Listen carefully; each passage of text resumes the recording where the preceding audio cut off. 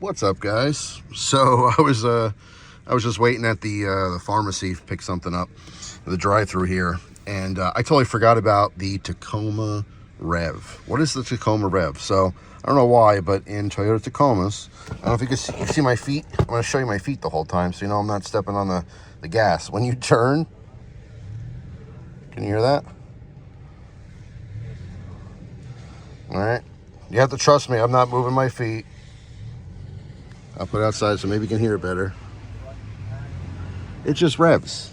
I don't know why. If you have a Tacoma, I don't know if this is like just a third gen, if it's all of them. I don't know what the deal is. Maybe it's just the 3.5. I don't know what the deal is. It's an oddity. It's just a weird thing. You don't have to touch the acceleration pedal at all. If you simply turn the wheel one way or the other, it revs up a little bit. That's all. Actually, you can see it in the Tacoma, right? See that? I don't know what that is. I just, it's funny because I knew about it and I just forget about it because I'm usually not stopped turning the wheel. I'll pull into a spot, park, and that's it.